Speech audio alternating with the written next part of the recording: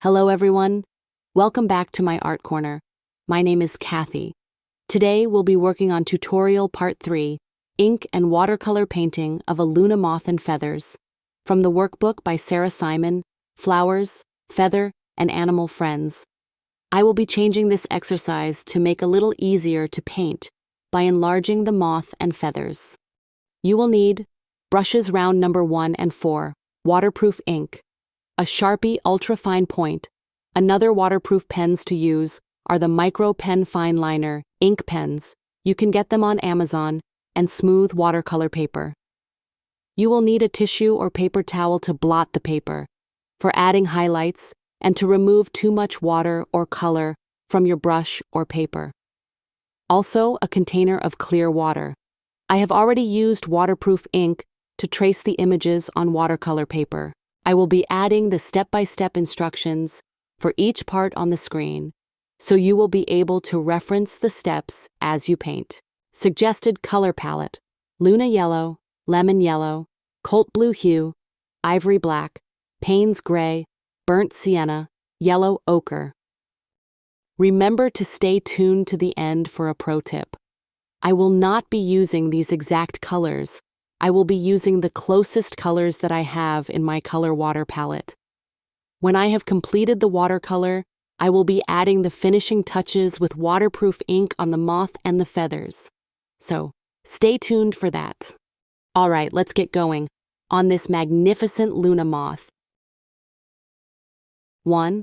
Wash with clear water with a round number 4, the upper left and right part of the moth wings, leaving the eye spots and the very top of the wing dry, or in reserve. They will be painted later. Now, dab in Luna Yellow in the wet in wet. Also, add dabs of Lemon Yellow and Cobalt Blue for extra interest and dimension to the wing.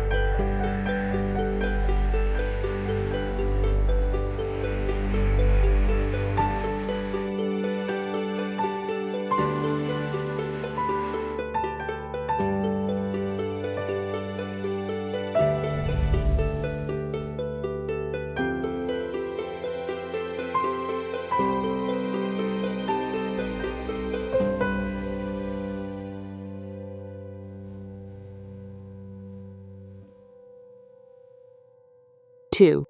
Wash with clear water with round number 4, the lower left wing, overlapping with the top slightly. Now, dab in the same colors as before, and sweeping a small amount of color towards the bottom of the wing.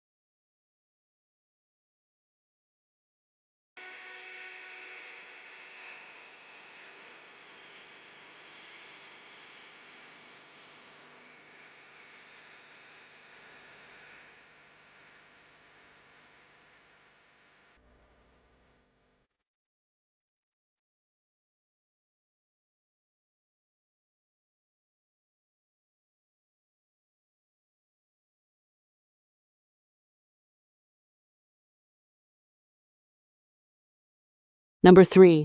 Repeat number 2 for the right lower wing.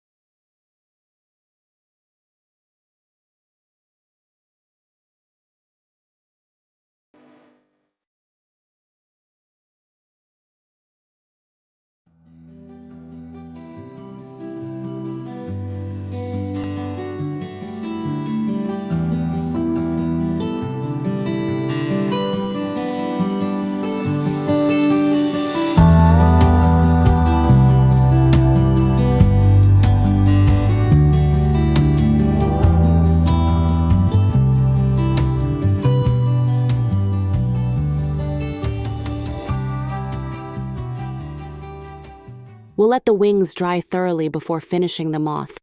We move on to the feathers. For the feathers, it calls for Payne's gray. I'm going to use black and mix it with water until I get gray. You can test the color on a scrap of watercolor paper until you have the color that you like. Number 4. For the top feather, use your round number 1. Gently trace a few of the bottom feathers. Wet on dry with the gray. Wash the top of the feather with clear water dabbing the gray and cobalt blue. Dry brush the edges of the feather.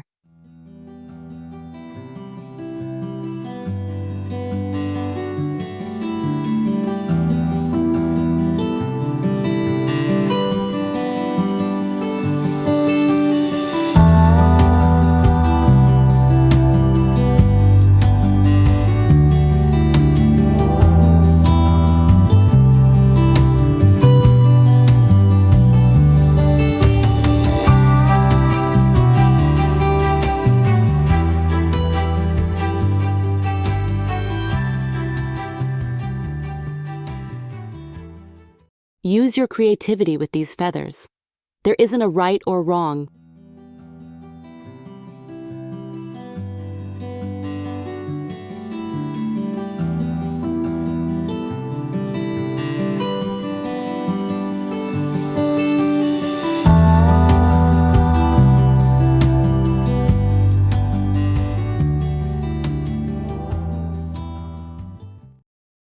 Number 5. Repeat for the bottom feather.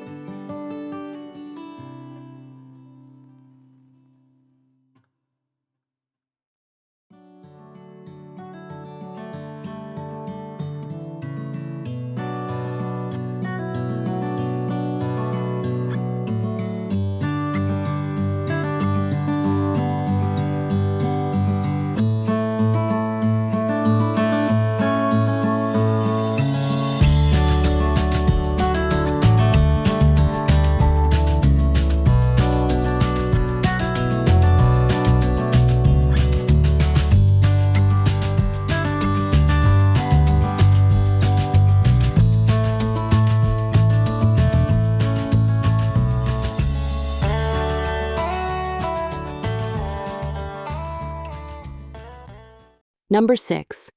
Wash the moth antennae and just upper body in clear water, wet in wet, dab in yellow ochre. Wash the top edges of the wings with burnt sienna and a few stripes along the moth wing's eye spots. Wash the other stripes of the eye spots with yellow ochre and ivory black.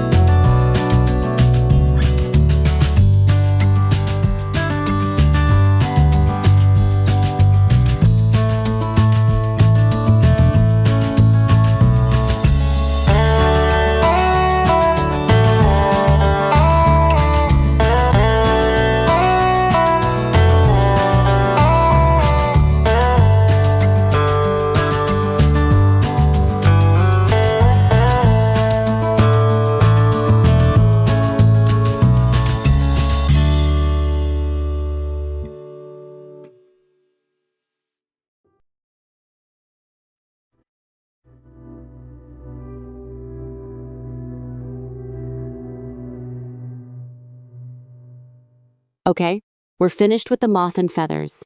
I will make sure that the paintings are dry before adding ink onto the painting. I'm adding ink to the areas that I think need more highlighting, interest, and texture to the moth and feathers.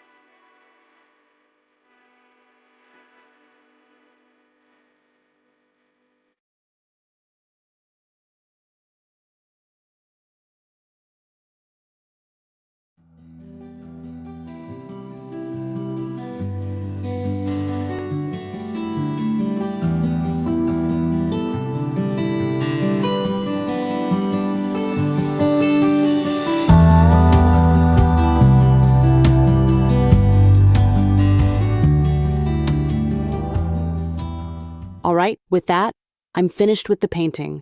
I'll zoom in for a closer look.